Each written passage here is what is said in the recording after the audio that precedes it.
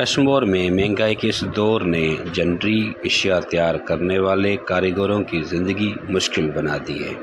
लकड़ी, बांस और दीगर खाम माल की कीमतों में इजाफे के बायस हुनरमंद तबका शदीद मुआशी दबाव का शिकार है। मकामी कारीगरों के मुताबिक पहले जो मेहनत के बदले मुनासिब आमदनी होती थी, अब वो मुमकिन नहीं रही। इनका कहना है कि दिन भर की मेहनत के बावजूद अखराजात पूरे नहीं होते। मज़ीद उन्होंने वश न्यूज़ से बात करते हुए कहा कि असांजो कम कश्मीर जो मशहूर है जनरी जो, हिते असां वटि खटूं, पलंग ऐं सोफ़ा सेट वग़ैरह तैयार थींदा आहिनि।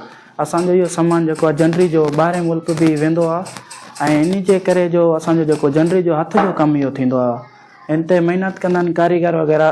असां वटि हिते जेको इहो कमु आहे क़दीमी आहे, अबा ॾाॾनि खां वठी इहो कमु कयूं था। असांजो तक़रीबन 50 खां 60 साल पुराणो कमु इहो आहे। असांजा जेका वॾा हुआ उहो बि ई कमु कंदा। असां जेके हेठि असां जेकी नसल आहे उहो बि इहो ई असां कमु जनरी जो कयूं पिया।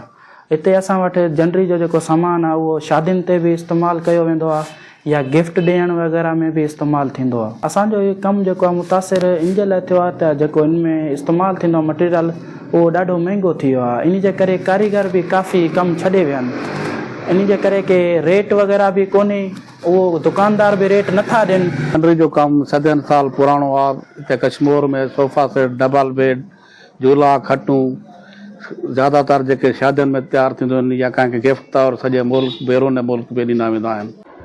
मकामी हुनरमंदों ने हुकूमत सिंध और ज़िले इंतज़ामिया से अपील की है कि कारीगरों की मसाइल पर फौरी तवज्जो दी जाए ताकि ये कदीम दस्तकारी ख़त्म होने से बच सके।